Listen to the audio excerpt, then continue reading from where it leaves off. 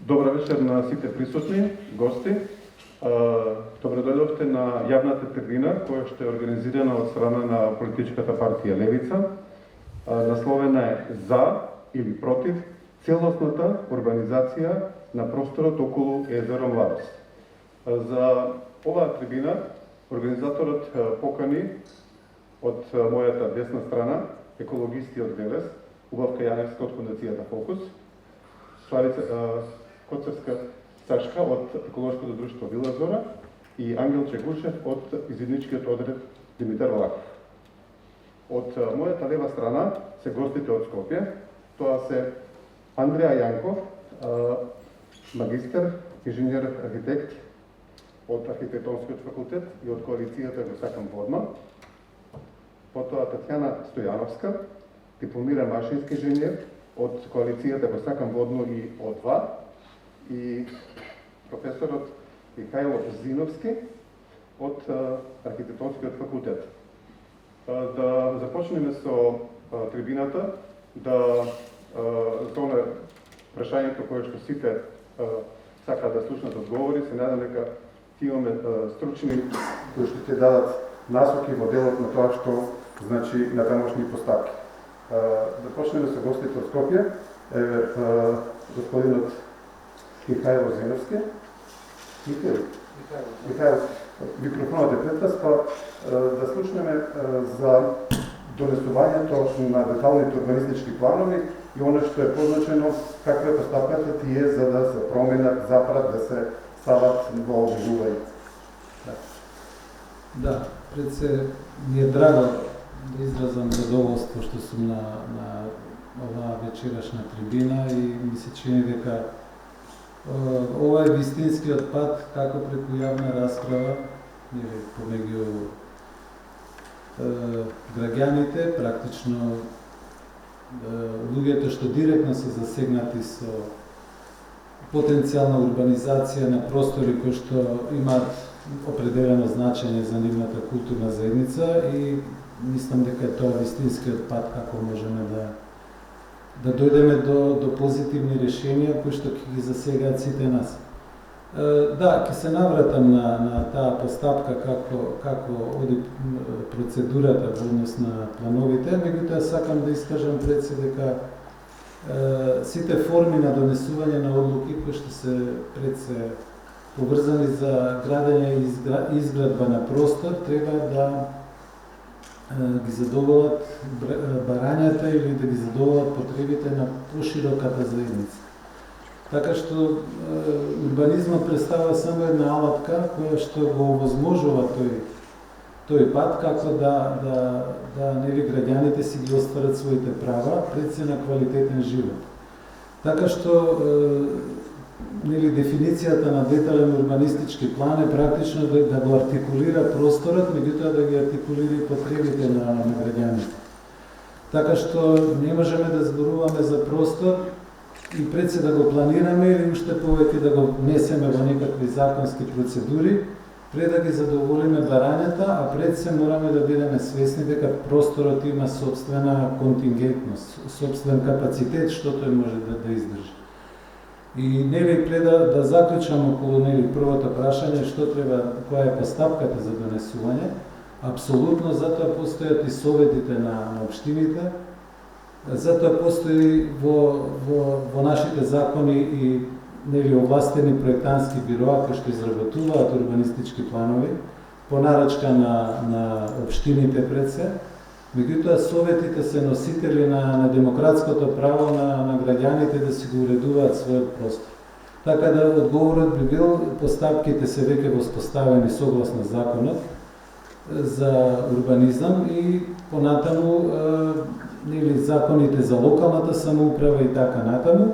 Апсолутно советите се тие што може да се произнесат при усвојување, ако може да се произнесуваат за усвојување на буџети, за реконструкции на улици или за промена на сијалици, секако дека вистинското место се е таа локација каде што може да дојде до промена, до усвојување или буквално да се стопира една постапка за донесување на детален план. Пред да премине на следното говори, давате еден извод кој што може да се повеќе се говорира, да се согледаат капацитетите на просторот. Точно. Може ли тоа да го дефинирате капацитет? Така, значи знаете како, пошто јас сум по професија архитект, тоест по струка сум архитект, по професија сум професор, предавам архитектура и така натаму. Значи, во самиот процес на изучување на тоа што е нашата професија, практично постојат и методи, постапки. Значи, да се задоволи потреба на корисник, пред се мора да се спроведе јавна анкета. Мора да се направи студија, оно што велиме контингентност, што може да издржи тој простор.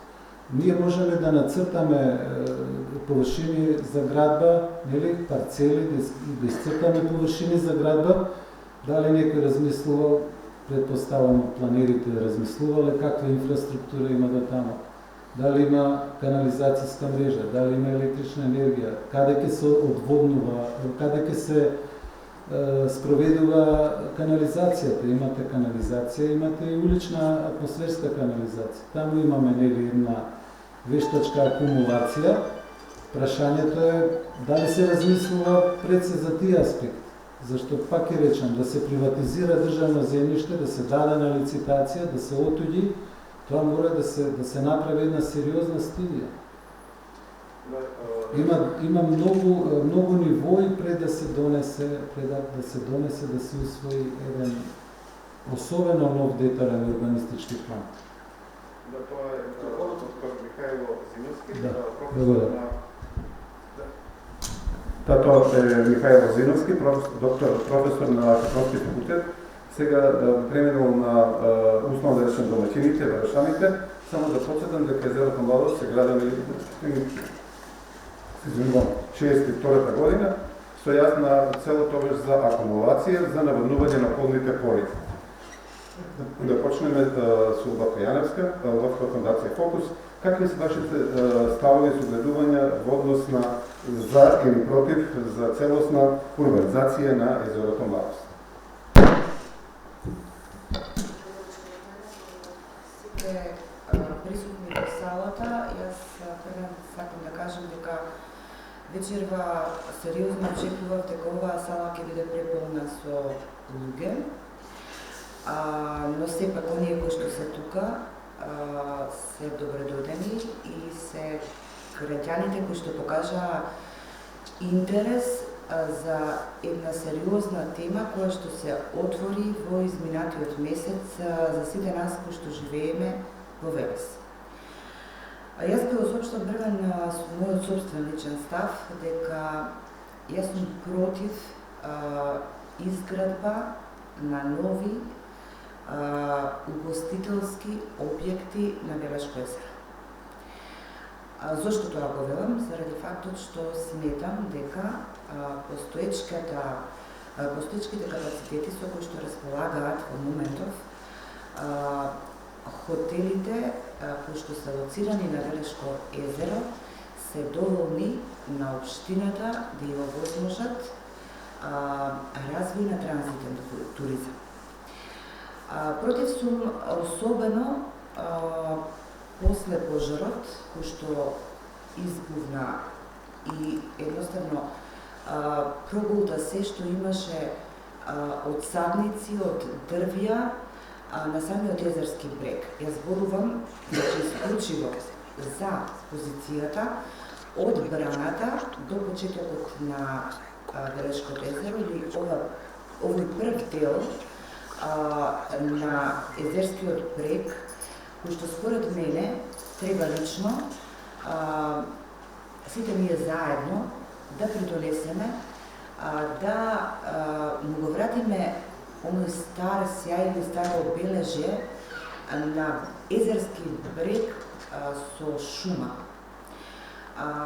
Да засадиме сите ние што е можно повеќе садници и на тој начин да придонесеме деградираната животна средина да започне да се обновува.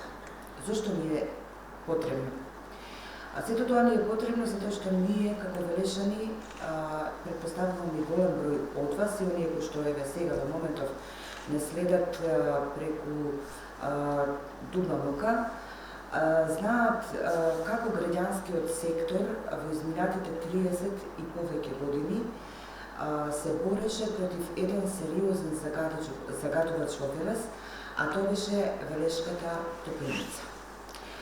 Ако како граѓански сектор успеавме да се обединиме, да направиме една зелена коалиција, која што потоа составена пред се од граѓанските организации, дел сме овде, дел за жал не може веројатно организаторите да ги поканат. Значи, зелена коалиција која што успеа во намерите да ја подигне пред се еколошката свест на граѓаните на Велес, тука сепак колешката Коцевска ќе каже, затоа што еколошкото друштво, па и извините да се релативно постари граѓански организации од Фондација Фокус. Ако успеавме исто така да го обединиме народот, но да ја добиеме поддршката и од локалната самоуправа, од градоначалниците во тие мандати во кои што се водеше таа континуирана битка, да ги спомнеме тука, градоначалникот Аца Коцевски, градоначалникот Горан Петров, градоначалникот Славчо Чариев, и сите заеднички, значи да застанеме, да ги повикаме граѓаните и да не ги направиме најмасовните протести кои што се одржале во нашата држава, па и пошироко, а сето тоа да го пренесе и Гардијан и да го каже како еден сериозно добар пример на водење на битка за чист воздух, за чиста животна средина. И овој пат сметам дека заедно со помош на општината и со помош на градоначалникот, ние сепак мораме сите заедно да го, ние сме всушност гласот на народот, така ние се чувствуваме. Сите заедно да направиме еден план, една стратегија, наместо да градиме хотели и други капацитети, да првен ја дозавршиме нашата работа, а тоа е да го оплемениме, да го заживееме, да му го вратиме, да ги вратиме дрвјата и зеленилото, да го подигнеме тој шумски зелен појас на Велешко езеро, а потоа се разбира, општината заради локалниот економски развој си има своји планови, да видиме што понатаму, откако она што ние ќе го сработиме, таа ќе може да го материализира. Ние не сме против Советот и одлуките на Советот. Ние не сме против градоначалникот и против визијата, па ниту против ниту една политичка партија. Ние сакаме да се работуваме. Кога е интересот на граѓанинот во прашање, тогаш ние треба сложно, заеднички, да се договориме и да видиме каква стратегија ќе се гради, каков развој ќе се планира и што всушност граѓанските организации можат да направат и да помогнат во реализацијата на тој локален економски развој во Велес. И само ще да додадам дека освен оваа страна која што според мене е многу значена, овој дел на Велешко езеро, да не заборавиме и да погледнеме на делот од Велешкото езеро, каде што од 2007 година, кога беше донесен деталниот урбанистички план, започна таа изградба или таа, јас ја нарекувам девастација или узурпација на јавниот простор, заради фактот што бројни парцели кои што се продадоа во 2007 година, во 2013 година, во 2016 година, значи придонесоа Велешкото езеро, кога ги го погледнеме, од гледна точка на двата, на хотел Романтик и модел на Велешко езеро, тоа не наликува на ништо. Значи, тие парцели се парцели кои што граѓаните ги купуваа за домување. А кога на првата линија денес ке прошетате, јас шетав пред минатиот викенд, јас препознав не викенд куќи, јас препознав најмалку 5 објекти кои што се изградени за потребите од хостели или мини хотели. Ако сето тоа го има оваа општина како капацитет, тогаш јас мислам точно е дека од нивните ноќевања се полни буџетот на општината. Јас мислам првен дека ние сериозно треба да подадеме рака како граѓански сектор и повторно да седнеме и заедно да видиме што можеме да направиме од позиција на граѓански организации, Зелената коалиција и секако Советот на општината и градоначалникот на општината. За сега тоа. И граѓаните, да, забравив. Благодарам, Лавка, Јанес те побара, значи, за зеленување, па се понатаму. Во однос на делот што реколте сателитската населба, таму беше многу јасно прецизирано дека сите се гради на 5+1, тоа што се 5+1+2 има инспекција која што треба да постапува. Следен соговорник е Ангел Чевушев од изличкиот одред Димитар. Благодарам, Петре, добре се до сите. Значи,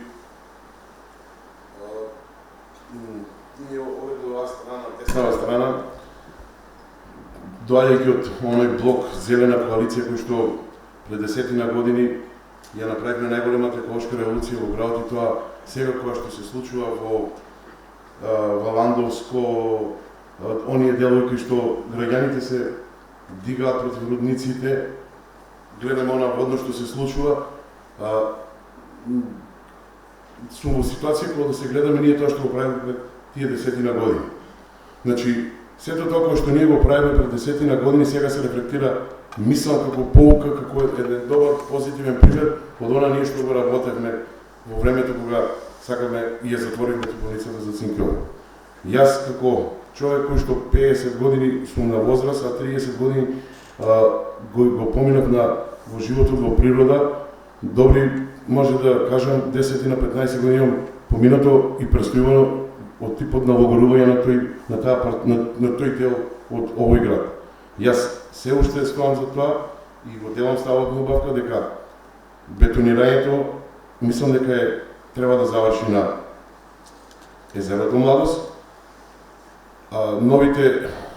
Новите бетонски населби, вулгарно ги кажувам, мислам дека ќе се доволно изградени. Треба да се движиме кон тоа да се појави поголем зелен блок кој што ќе разумови климата на езеро Младост, но тоа ќе рефлектира и подобра клима кон градот Верес. Не дека ние со нашиот став дека сме против изградбата, не сакаме да го кочиме локалниот економски развој, треба да градот оди напред, но треба да се свати дека со ова за мене смешно смарт езеро пропадна проект според мене, тој е мој личен став.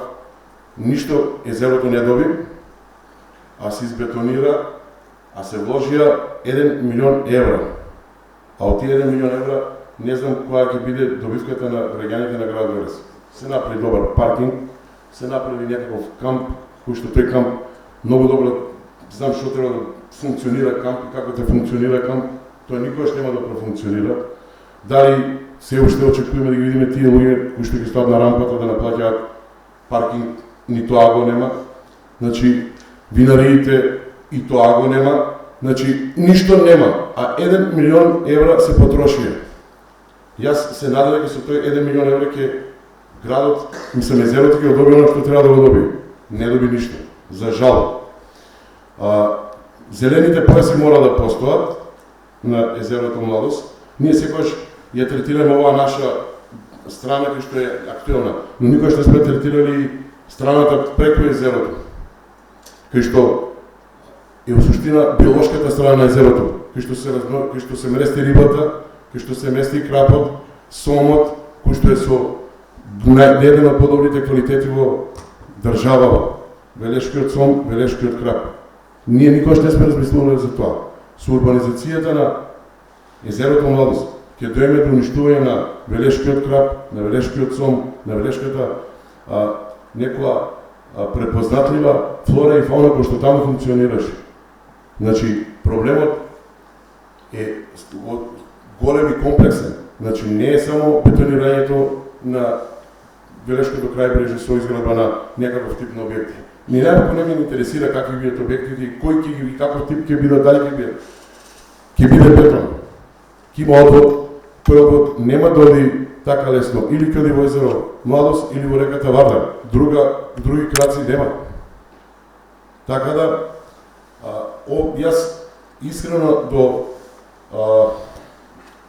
праќам апел, кога веќе се размислува да се гради, за овој град, бидејќи доаѓам од младинска организација која што е најстара во Република Македонија и оваа година ќе прослави и 100 години скаутизам, значи 100 години младите живееле во природа, се организирале на 21 март. Сметам дека овој совет, градоначалникот, институциите во град Велес треба да размислат да направат 2-3 отворени парцели каде што младите ќе кампуваат и ќе логоруваат, ќе живеат во природа и ќе ги користат благодетите на езерото Младост и климата кој што сега технологијата отиде напред. Брзо растечките дрва се купуваат. За многу прв период ќе добиеме квалитетни шуми кои што ќе унапредат климата во град, во тој дел од град Велес, во тој спортско-рекреативен центар. Значи, многу луѓе се желни за кампување, за престој во природа. Таква парцела не чув дека ќе се планира во оваа бетонизација на езерото Младост. Таму, ако се направи такви 2-3 парцели, 1-2 парцели за младинско кампување, таму секако нема да има канализација, таму ќе биде тој поставен, кој што нема да прави проблем на екосистемите во на езерото Младост. Таму младите ќе се дружат, ќе живеат, ама и еколошки ќе се однесуваат. Таму децата ќе учат да фаќаат и риба, и да готват во природа, и да живеат во природа, и да се хранат во природа. Јас ја гледам овој проблем го гледам од тој аспект, на младите да им понудиме нормална средина, не им треба бетонска средина за живење. А со тоа транзитниот туризам ќе заживее. Имам луѓе кои што се љубители на мотоспортот, на велосипедизмот, планинарите, извиниците, значи луѓе кои што се аутдор, користици на аутдор активности, ама се по-така интернационално се изразам, пошто сега тоа е многу трендовско аутдор активности. Со такви аутдор активности ние ќе успееме да го донесеме економскиот развој на општината. Не ако направиме казино или хотел или хостел, има пари. Со овие мали работи, ниско буџетски средства, ќе има големи приливи во општинската каса.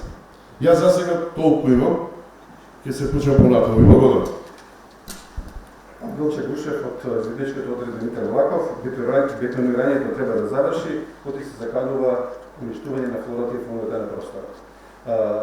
Вилче, само уште на информација што ја знам е тоа дека сите овие години се нуди простор за кампување, за камп населба во тој дел, ама никој не се јави.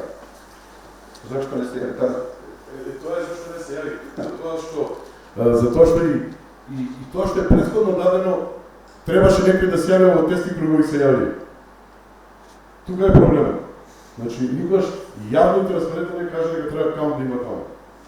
Тука е проблемот. Благодарам. Сашка Процеска од еколошкото друштво Вила Зора. Како Сашка гледа на просторот околу езерото Младост за или против целосна урбанизација на неговиот град?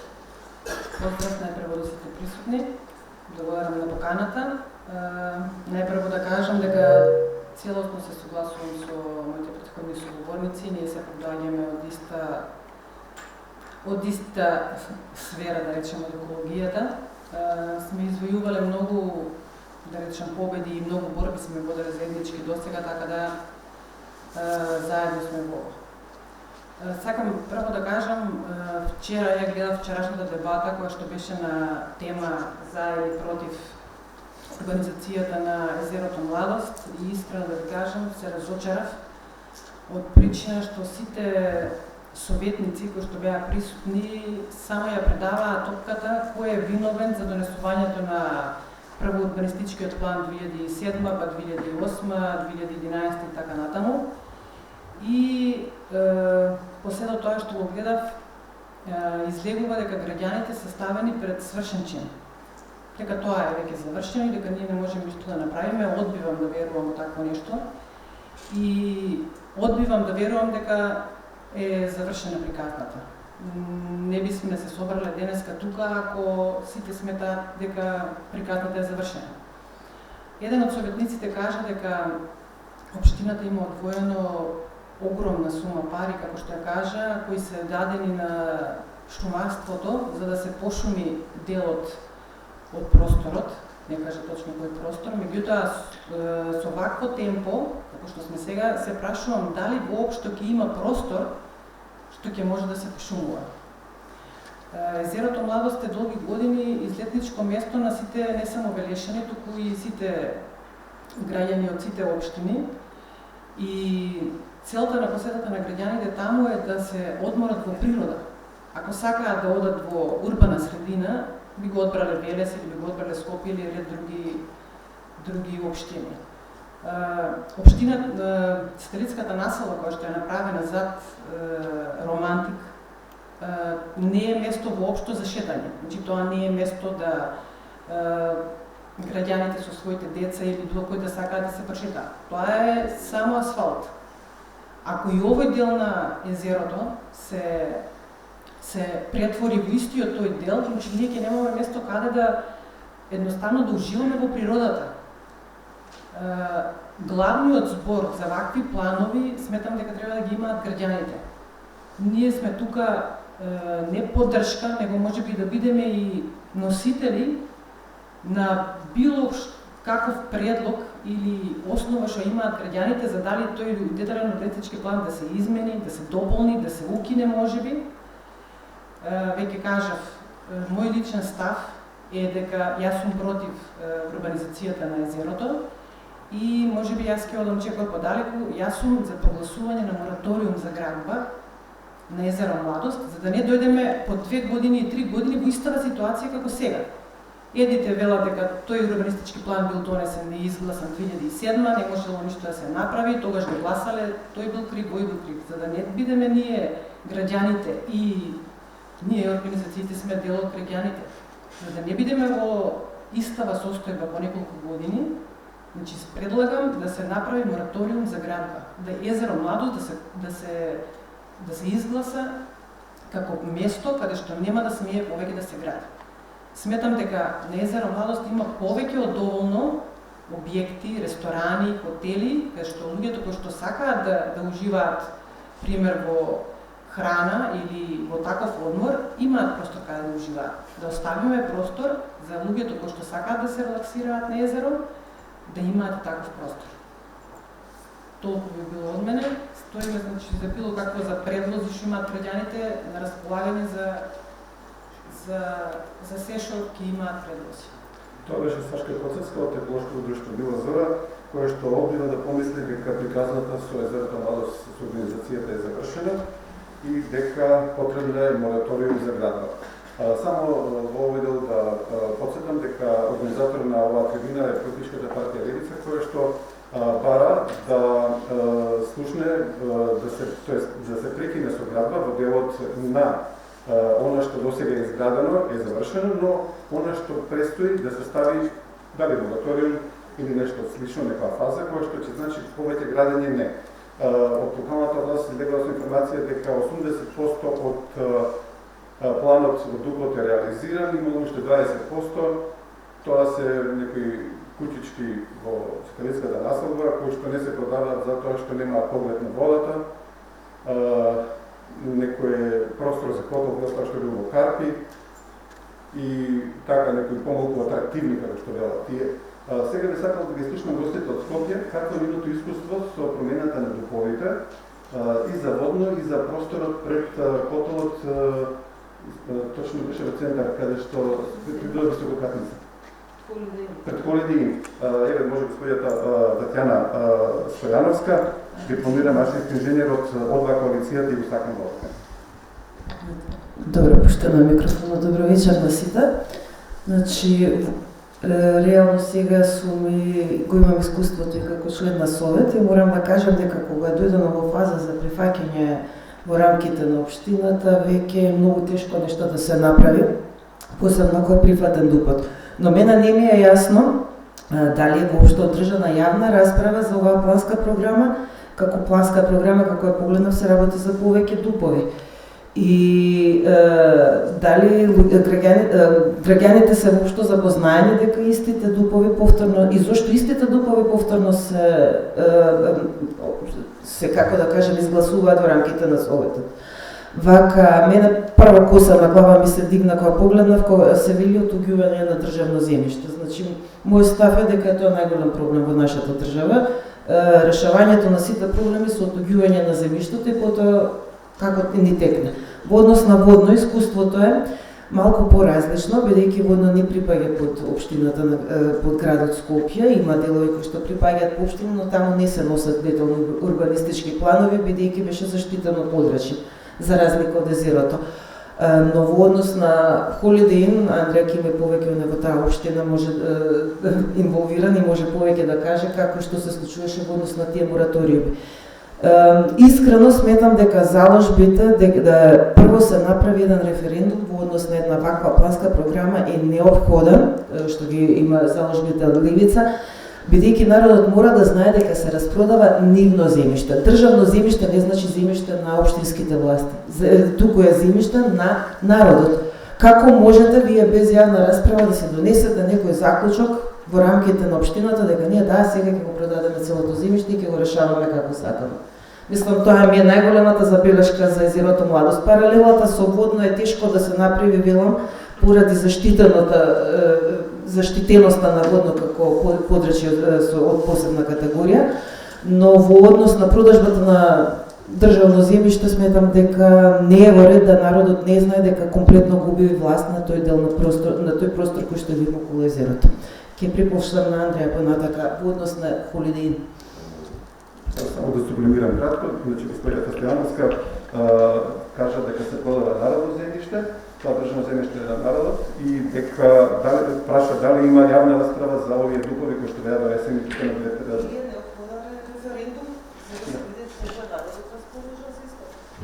Следен соговорник Андреја Јанков, архитект, магистар архитект од Деловината во Сакон Водно.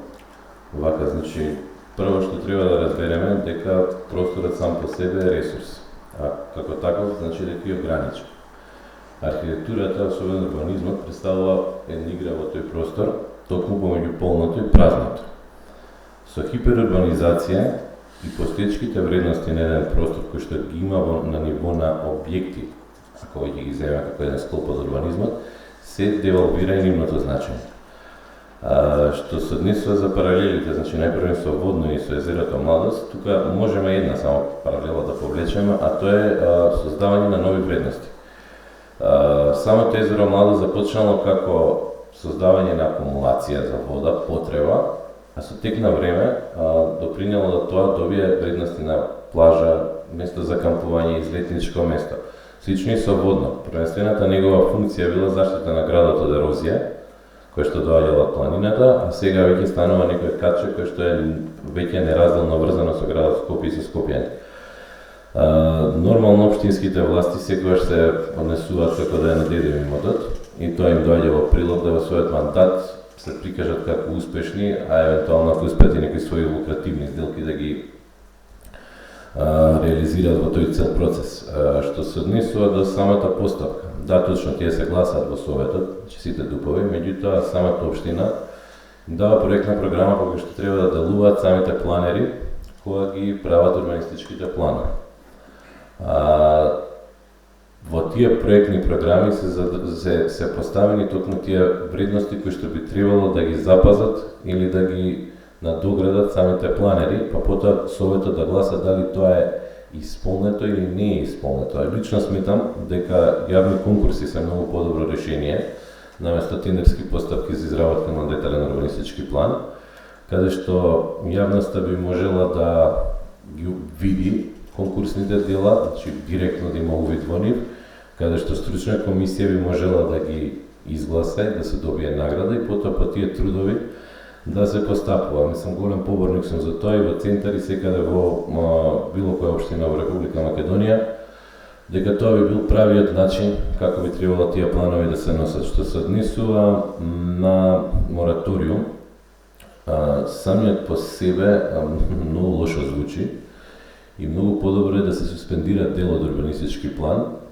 при што Комисијата за урбанизам во склопот на општината би можела да направи едно истражување и да го прогласи дел од некој урбанистички план за во одреден временски период да се доработи или да се преправи или да се донесе нов.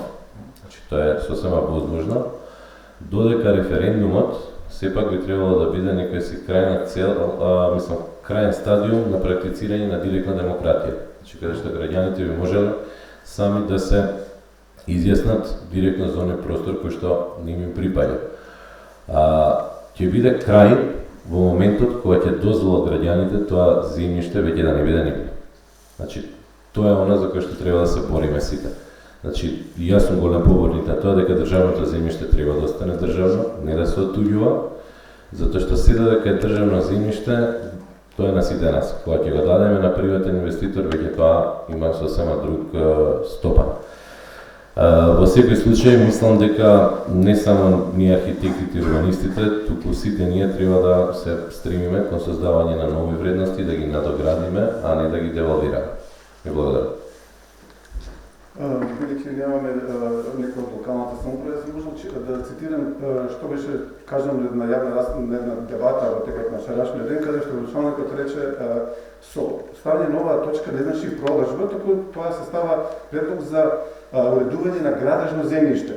На тоа се надополни друг еден член на Советот, до вчера од власта, сега од позицијата, рече, па ние го притискавме градоначалникот и он не ставила ни една на продажба. Иако имаше интерес, знам за шанкови и за плажите, и тогаш на моје прашање, кој многу зошто не се даваат, рекоа високо е нивото на езерото и не може да се издадат. Но не и се, значи, они велат, ние сме задолжени да ги дадеме на уредување овие точка, но не значи дека и ти ги продаваме.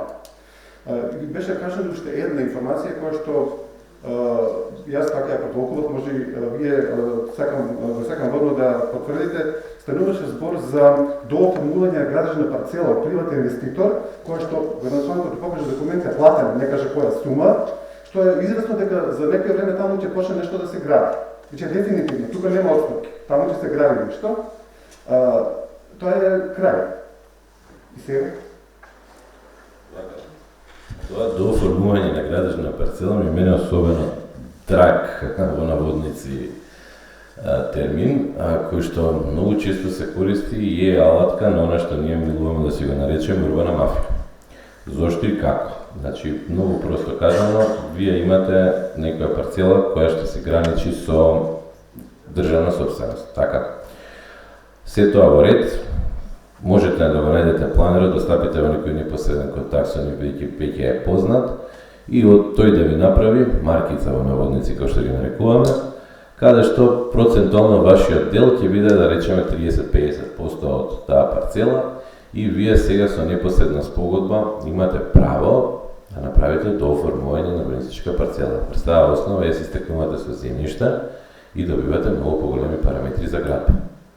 Значи, тоа е таа математика на дооформување на градежна парцела, која што лично не ја сакам, и од тие причини сметам дека имаме ние пред се законски проблеми, затоа што кај нас ние имаме веќе собственици на земјиште. Дозволивме луѓето да го купуваат земјиштето, да ги купуваат дворовите, а сметам дека тоа не треба да биде така, односно дека треба да биде на времена основа, односно на лист од некои 99 години, така функционира во западните демократии.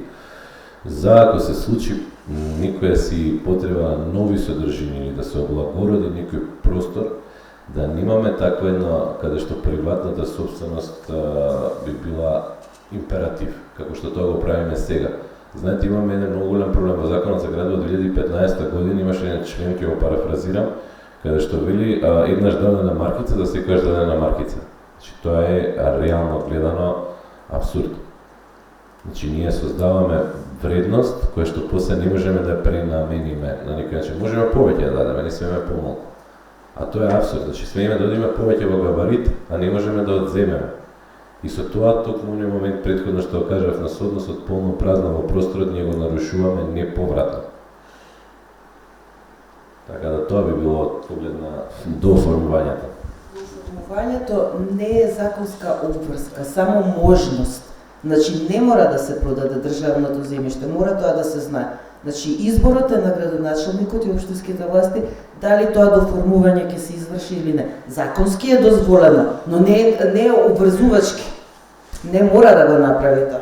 Колку што може да дознам, тоа е завршена работа, инвеститорот ги платил средствата, со 30% дали беше силна прагот, со 51 на 30, сега тој ги купува околните парцели и останува прашање кога ќе почне да гради. Што ќе гради, тој се знае. Сега може веќе и да учествуваат... Не е баш дека тој се знае, се извинувам, значи во самиот детален урбанистички план се зададени параметрите за градба. Да. Значи таму мора да пишува кој објект е, која класа на намена има, кој габарит го има. Значи дадена му е висината, дадена му е површината, дадена му е бруто развиена површина и дадена му е класа на намена со евентуално компатибилни намени, изразена во проценти. Така да баш и не може што сака да гради. Во делот на ДУП што следи, таму што е зацртано, тоа може да го гради. Да. Што има забелешка, морам да кажам. Дуповите се пред новиот закон за урбанизам. Значи, знаете дека во рамките на новиот закон за урбанизам се предвидува обврзувачки 20% зеленило на парцелата. Тоа нема во овие дупови, затоа што се стари дупови, а општината не повлекува изработка на нови, што не е во ред. Вавка сака да се вклучи. Барем го слушнавме како изјава од страна на градоначалникот дека секоја продадена парцела или собственикот на парцелата ќе биде задолжен да одвои 20% од својот простор, оно што е закупен или што ќе го купи, токму наменет за зеленилото. Сакам нешто друго да ве прашам како експерти или луѓе од селата. Деталниот урбанистички план за мене лично за Велешко езеро е збунувачки. Знаете зашто? Затоа што јас така лично сметам. Има разлика помеѓу документот и локациите на самите парцели на лице место. Што нас не се случи? Ние сме свидетели на изградба на еден хотел, кој што така поставен и така изграден, зафати дел од простор што треба да биде тротоар или може би велосипедска патека и што е најтразлично. Под самиот дел од тој хотел, предниот дел, веќе изграден хотел, значи поминува главниот цевковод кој што ја носи водата кон останатите насоби и хотели на Велешко езеро од другата страна на брана. Значи, сакам да ви кажете како е можно локацијата која што ја огласила општината, мислам дека тоа беше 2007 или 2013 година, може да се разликува од проектот до самата позиција или изглед или маркица, како ја викате, стручно. Тоа ми е првото прашање што сакам да ви го поставам и ако во суштина сега гледаме дека од 28 беше декември се изгледа на Собето, како да се лажам, се седната зборува, значи се случи нешто што за помалку од 20 на дена, една парцела која што забуде во очи, за која што граѓаните алармираа, кој што се наоѓа на самиот пат, до веќе изграден хотел. Таа преку ноќ се исчисти. Значи, таму ги снема опожарните дрвја, трупците, едноставно кажано. Таа иста парцела, со иста локација, која што ќе биде, која што се граничи со самиот, како да го кажеме, канал, кој што треба да ги слира канал на води. Можно ли е тоа да се случи? Знаете како? И се граничи со патот. Да. Добро, вака ако може принципијално, значи урбанизацијата е вака, како да кажеме, намера.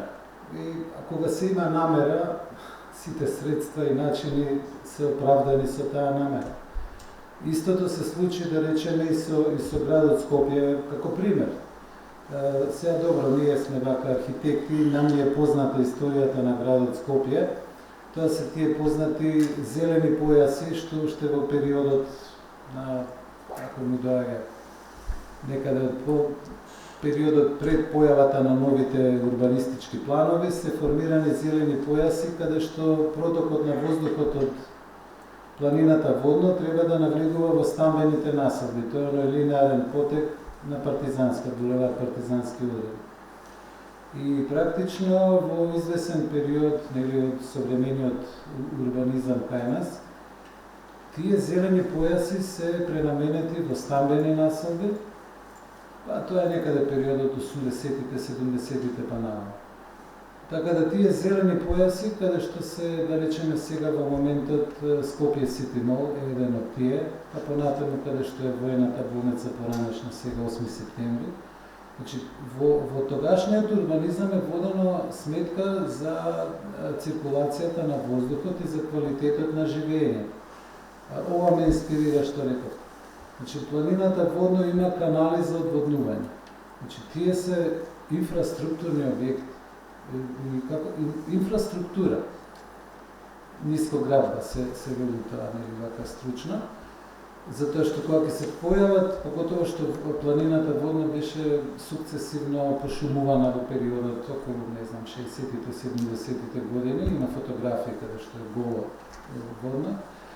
И тие канали практично имаат еден вид дренажни системи кои што поројните дождови, топењето на снеговите треба да ги екстрахира и во коритото на реката вади. Сега дел од тие канали проаѓаат низ тие зелени појаси и практично трговскиот центар Скопје Сити Мол лежи врз еден од тие такви канали. Така што, пак ќе ви речам, кога се има намера, ќе го покријат они тоа, ќе го направат. Значи, затоа постојат инженери, ама затоа постои и етика, ме разбирате. Не секој инженер ќе прифати да најде техничко решение. Римјаните правеле аквадукти за да пренесат вода од точка А до точка Б. Значи, се е технички возможно. И ова да го решат, да го покријат тој цевковод. Ако се имаше намера, можеше и во Скопје да се извлече тој јавен транзитен сообраќај. Ако има доле цевка, па тоа е цевка, тоа е инфраструктура. Прашање колку чини пари нејзина дислокација. Мислам дека не треба да се влегува во предметна расправа околу тоа дали е технички нешто возможно или е невозможно. Она што јас го видов во ова кусо време со тој предлог на тие површини, па тоа е да ви кажам студентска вежба од прва година, каде што следуваат од гимназија на факултет и цртаат некаков урбанизам. Како да ви кажам, тоа е несериозен, за да го дискутираме ние вака на ова ниво, пошто ја да гледам на овој форум сериозни луѓе со сериозна намера. Така што, тоа да ви одговорам, не ви влегувал во некакви расправи, дискусии, тука треба поинаку да се, ова што велиме, да се искористат правата и можностите законски што ги имаме, да се избориме ова што вие сте отпочнале таа борба. Така да, тоа би можел вака да говорам. Но може да ги прецизирате кои се законските можности? За последното речење. Како да се напине тоа што треба да се помине објект преку инфраструктура? Како да се надмине проблемот, дали и како за продажбата или организацијата на езерото Младост, тоа што останало. Значи тоа што е завршено, но тоа што следи, тие 20%, како да се надминат проблемите со тие. Механизам за спречување. Да, а механизам за спречување мислам дека реков, советите можат да покренат иницијатива. Дали да се како има? Изгласано има од совет. Па ништо, тогаш се прават улични протести, што да вика. Или референдум. Еве во соседна Србија видовте, веќе потпишан договор со, како се вика, за литиум, за ископ на литиум, јаловина, меѓутоа уличните протести го спречија. Премиерката го раскина договорот со и дури му купи авионска карта да си замине. Дали некој од присутните сака да се вклучи? со прашања, со сугестија, со мислење. Ќе може микрофонот. Даниела Јовановиќ. Овака Даниела Јовановиќ од Green Power, а воедно и член на Левица, јас јас затоа Green Power не е деноска таму, затоа што нашиот председател е на работа, а јас тука некако од позадина во Левица. Конкретен став ја од оваа страна ќе кажам на Green Power. Целосно 100% сме за референдум. Првен собирање подписи за да го отпочнеме сето тоа. Green Power се останатите веќе се помалку активисти кои што се фајтаме секаде, а се повеќе се иселуваат. Ќе се избориме и се надевам Зелената коалиција повторно ќе активираме за да ги собереме тие подписи, за да направиме еден референдум во Велес, со кој што јас сум сигурна дека Велешани и овој пат ќе докажат дека уште тоа малце што ни остана нема да го распродадеме и дека повторно ќе ги видиме децата таму. Јас како учесник на повеќе од 300 еко акции изминативе 10 години на Велешко езеро, заедно со сите 10 мандати на сите овие градоначалници кои што добиват ветување од еколошките здруженија, спасителите, дали сите вас дека ние ќе имаме парче таму каде што ќе можеме да ги вршиме нашите обуки на дали на спасители, дали на екологисти, дали на планинари или на било што. Јас не најдов се до денеска ниеден да се појави на дебата и ниеден да се врати и да ми каже да, Даниела, сето тоа што ти го ветивме и што го на тие јавни дебати кажуваа дека ќе имаме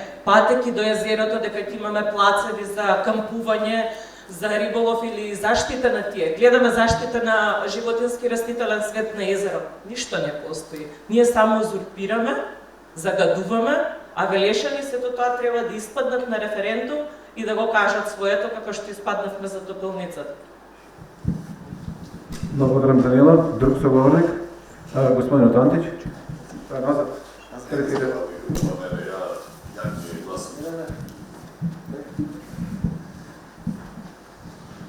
Јас сум Антик Димитрije, од Велес. Ја кога ще гледам тука сум и меѓу најстарите. Редовно сум на езерото Младост. Прво да се надопнем за господинот за риболов. Едина риба во цела Македонија што ја има на Велешко езеро, тоа е смуѓот. Најсладката риба, што преска рече пријател, таа ако се уништи, никаде во Македонија не постои таква риба. Никаде. Што таа риба е може да дадеш и на дете од 1 година. Смуѓот е најубава риба. Крав со муцка. Крав со муцка. Не, она е скушата, не на скушата, него на штуката. На штуката. Нешто најубава риба. И ја не знам и се... Не може да биде фамилија на крав, кога танка дебел, танка долга риба, а ова е крапата дебела риба. Да се вратиме на муаватот. Има во Дунав, да, и на Сава ги има таму. А и друго ова што се гори, што се запали езерото. Дали некој одговараше на интерес? Преди се и при колката ми изгоре таму, кај што ми беше поставено, никој ме Аце Квацевски не чукаше по рамо, ќе биде. Фала Богу, ништо не видно, ни од Приколка, ни од Шумата. Таму имаше многу борови. Мојата Приколка беше меѓу 7 бора. Некои кога отидовме со супругата, луѓе, оноа е вистина пустелија. Оние борови треба 30-40 години да порасне, да се оформи како бор. Јас имам толку. Следен соговорник, судскиот процес е во тек, не е завршен. Може? Да. Златко Арсов. Значи јас професор на земјоделски. Професор на земјоделски. Добро, работиме помалку. Сега е уште ферија. Јас би сакал малце од агрономски аспект да го објаснам моето разбирање за езерово Младост. Значи тоа е еден хидромелиоративен зафат кој е подигнат од сојузни средства. Значи во текот на СФРЈ се обезбедени средства и не само тука, и низ други делови на Македонија. Значи шумскиот појас околу езерото има пред се заштита од ерозија. Значи тој бил гол појас и по правило кога се гради вештачка акумулација, обавезно се прави пошумување на околината. Значи тоа е едно со друго мора да оде. Сега со тоа што се уништи вегетацијата, нели, како резултат на шумскиот пожар, е еден проблем и таа мора да се врати назад, бидејќи таа представува заштита од ерозија на езерото. Овде, како што е дадена сликата, е првиот порој, токму на средината. После има уште два порои потенцијални. Ако не е тој шумски појас околу, почвата ќе се смртне натре во езерото. Инаку, кога е градено езерото, е предвидено некој животен век од околу 100 години, дека би можело да обстане како, да речеме, ако не го поклопи ерозијата на почвата од околните страни. Оваа сега урбанизација, значи, не предвидува зелени простори. Значи, овдека зелените простори се уништени. Значи, ќе има улици, пристапни патеки и така натаму. Што ќе појаче ерозијата, значи, истекот на водата внатре во езерото. Значи, езерото ќе му се намали својот век на живење. Јас сум против таа урбанизација и мене не ми е јасно како 2007-2008 година тоа сето е донесено толку детално, никој не се побунил, никој ништо не разбрал, нели, и така натаму. Значи, немало дебати, значи некој тоа си го направил така перфидно, нели, дел по дел, и дојдовме до оваа ситуација што е сега.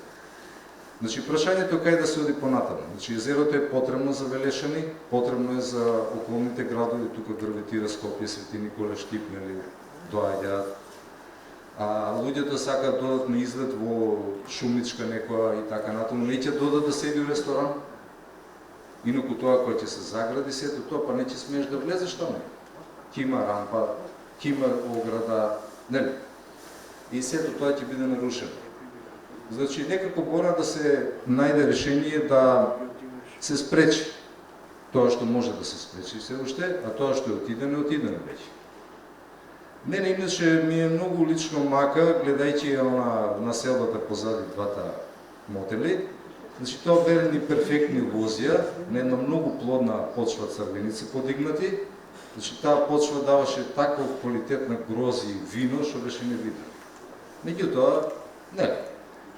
Кога одлучуваат други, значи експерти од други области, тоа не се цени.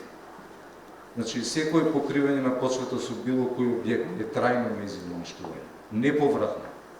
Значи, почвениот фонд ние го уништуваме.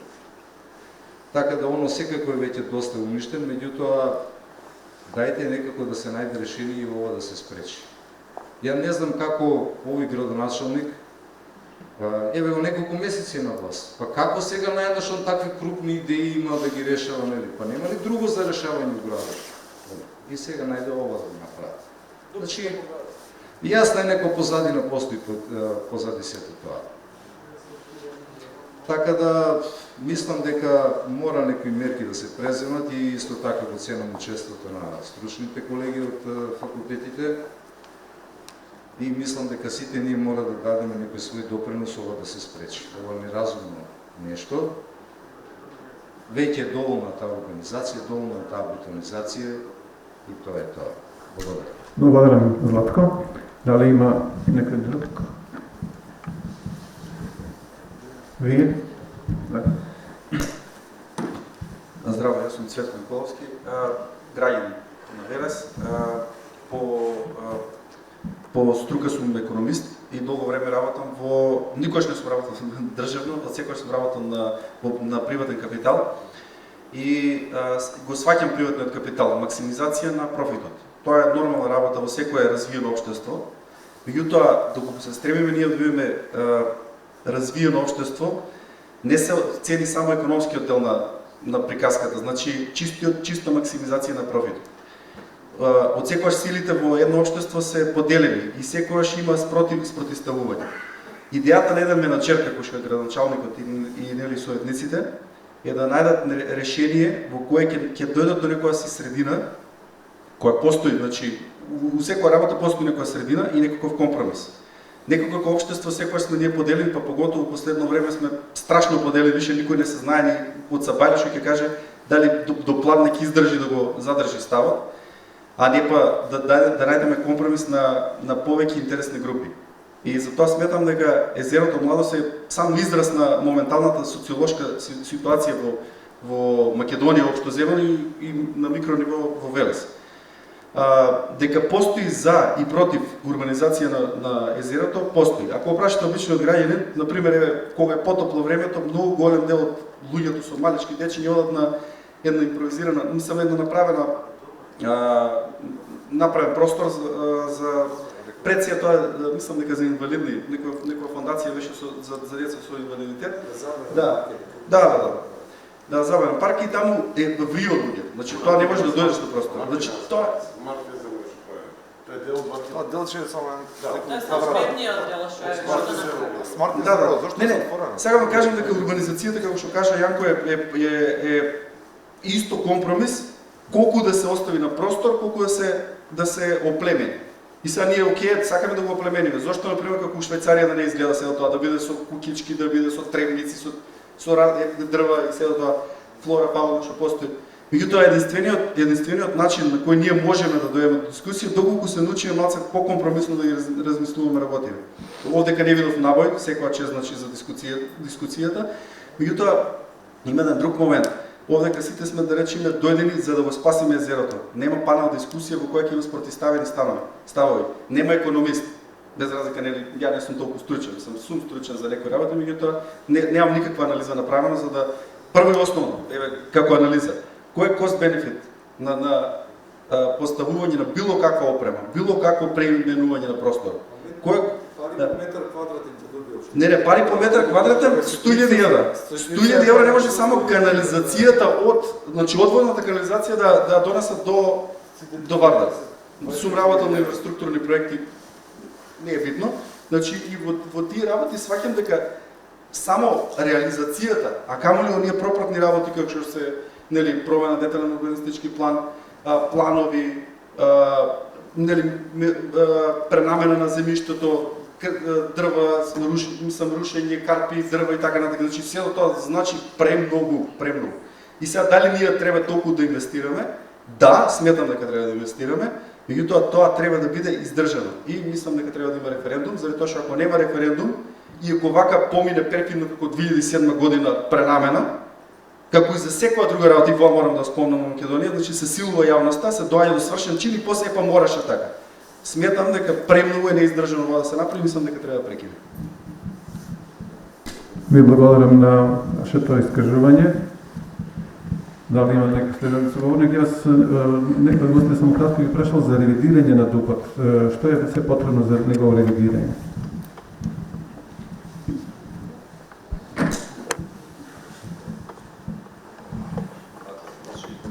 За ревизија на ДУП-от, ако веќе се оди на ревизија, тоа е постапка која што треба да оди преку Комисија за урбанизам општина. Значи, треба да се установат кои се грешките во самиот детален урбанистички план, дали тој прво со двете на проектната програма која што била зададена. Сега, ако таа проектна програма била само бегло дадена со еден лист хартија, тоаш everything goes. И ќе помине, значи нема да има проблем во тој случај. Меѓутоа, затоа е опасна алатка е таа ревизија на детален урбанистички план, затоа што сепак некои основни параметри кои што биле претходно зададени ќе треба да ги испочитува. Во секој случај, ако еден урбанистички план се смета дека е неадекватен, секако подобро е да има негова целосна промена. И има еден многу интересен момент кај што кај нас апсолутно никој не до сега немал одговорност за тоа што го сработи. Значи ниту планер, ниту ревидент, ниту они што го помнат, значи целата таа низа, дури веќе одговорност имаат и оние кои што дигаат во представа општено. Без разлика што сепак се лаици, значи за тоа сепак тие на крај го изгласуваат. Меѓутоа ни самиот планер, ни самиот ревидент воопшто никогаш не биле предмет на ниту една истрага до сега.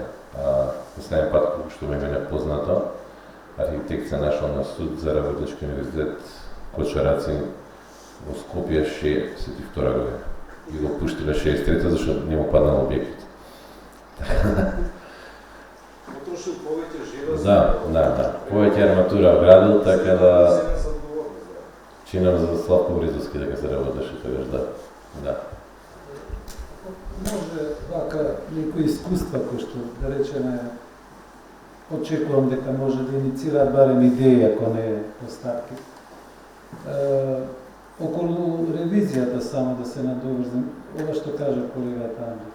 Значи, ревизија е постапка која што практично се подпира врз проектната документација, што е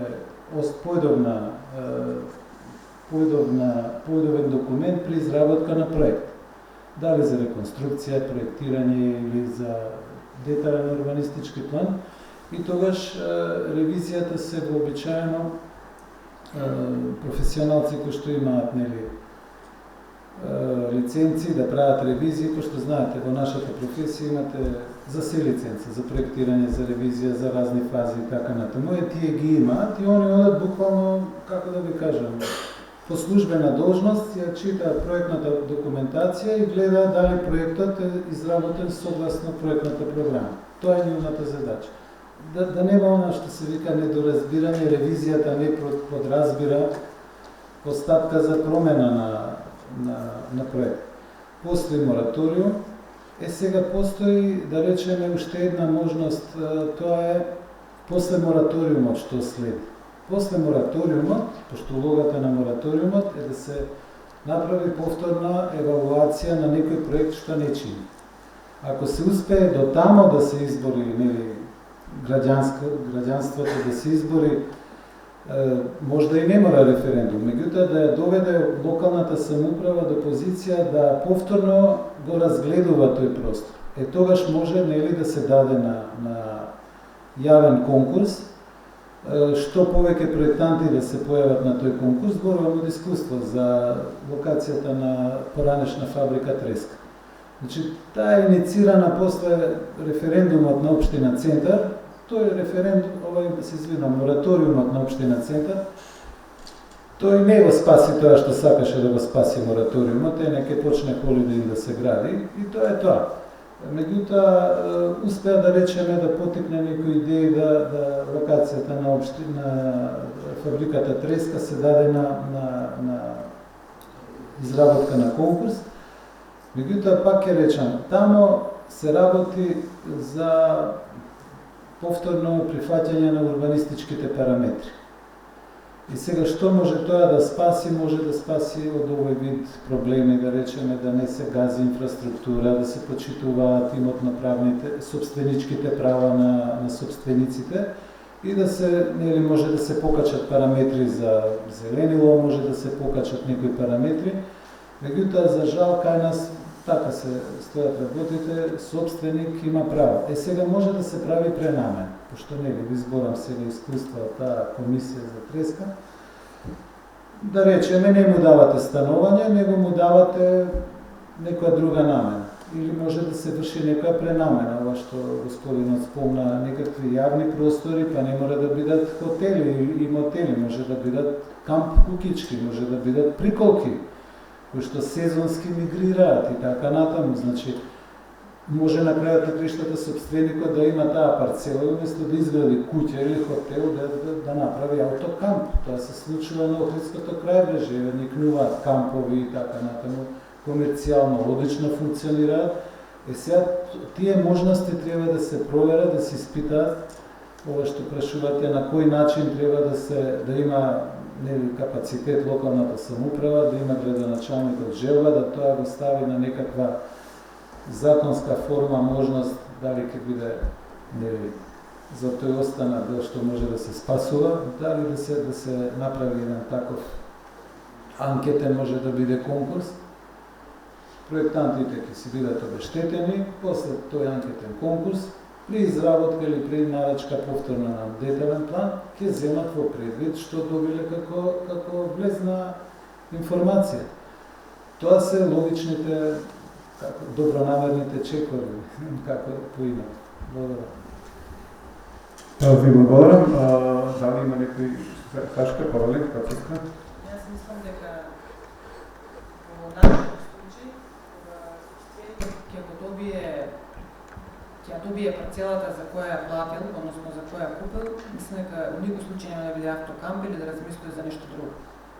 Мислам дека овие парцели се стрикно наменети за хотели и за мотели и мислам дека друга опција, освен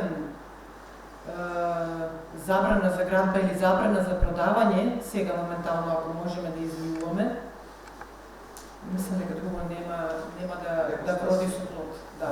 Платени се комунали на нив? Колку што разбрав во вчерашната дебата на еден само му биде платени комунали. Каже градоначалникот што покаже документот. Само за еден, мислам, од тие 3 парцели што се останати. Да разликуваме што е дуг, да разликуваме што е, како се вели, градежна дозвола, со проектна документација. Ако тој нема тоа направено, може да се минува. Во вчерашната дебата, како што разбрав, дека комуналиите само за еден од 3 објекти е платен. Друго не е ништо, не се подадени официјално. И друго, само сакам заборив да напоменам, едната парцела, која што ја кажуваат, едната површина, се наоѓа на карпа. Значи, за таа карпа, за да се изравни земјиштето на карпата, мислам дека друга опција за да се изравни, освен минирање, нема. Да, а тука постои многу голема опасност, ако таа се продаде и ако остане како што е, значи има голема опасност и да браната. Повлекуваме и многу други проблеми со тоа. Министерства разни кои што се грижат за животна средина треба да му дадат дозвола да минира карпа. Може да се реагира. Во случајот треба да правиме разлика помеѓу детален урбанистички план кој што ги задава класите на намена и веќе дадено одобрение за градење. Значи самата парцела по себе носи одреден покрај габарит и класа на намена. Значи ако е куќа, значи таа не може да биде мотел или кот. Значи иако кај нас, мислам од искуство, знам во пракса, што сакам да го кажам, во пракса многу често знаат, например селско-стопански двор. Како прикаже па таков усаременуваме за куќа или например не знам, гради куќа, прави дом за стари лица или се отвара градинка. Меѓутоа тоа е изигрување на правилата практично. Значи свесни сме дека тој морал и етика кај нас се многу одамна погазени. Меѓутоа сакам да кажам дека самиот детален урбанистички план дава можности, ама тоа не е дефинитивно, значи збориме ако нема процедура за добивање на одобрение за градење. Многу често кај нас знаат и самите соседници на парцели без да имаат промена. Пример има нива или лозја нека. Тоа е моја, ќе си правам што сакам. Принцип не е така. Значи прво имаме намена на земјиштето, кој што и катастарски е пишано, значи што може да биде, дали градежно земјиште, дали е земјоделско земјиште. За желка е принцип така. Особено друг проблем е и со законот за дивоградби, значи со легализациите, каде што буквално тоа го направи. Значи, луѓето си градат дивоградби и ги легализира. Тоа е она погрешна пракса што ја даваме и погрешни примери што ги даваме за војнина. Значи, ако тоа го прекинеме, значи, како што имаше позитивни случаи, прво беше со тополницата, сега го имаме во Иловица, Штука, Басилова, значи сорадниците. Ние со водно гледавме тој момент. Значи, даваме некој позитивен пример, значи, за луѓето да сватат дека не е баш толку безнадежно, како што сака тоа да им го прикажат и дека не се ставени на свршен чин, да некои локални моќници може да прават што сака. Значи, затоа е многу битно да имаме и тие протести, вакви панел дискусии да имаме и се надевам да имате успешен референдум по ова прашање, затоа што мислам дека во моментов тоа би било еден од главните адути. Ние не сакаме да пробаме и да бидеме позитивен пример, сакаме да успиеме. Јас тука би привршил, би заблагодарил на гостите кои што го пренесува нивното знаење и искуство на Татјана Стојановска, на Андреја Јанков, на Михаил Зиновски, на дебатата од страна на домаќините Рашање Дубовка Јаневска, Ангел Чебушев и Сашка Косевска, на сите вас што водите време да слушнете, да кажете свој став за или против околу целосната организација на просторот околу Езова младост, организирано од Политичката партија Левица. Се благодарам на присуството и да кажем дека ова беше пренесувано преку веб порталот Дума, на нејзината Facebook профил, па имаше можност и пошироката јавност да го следи.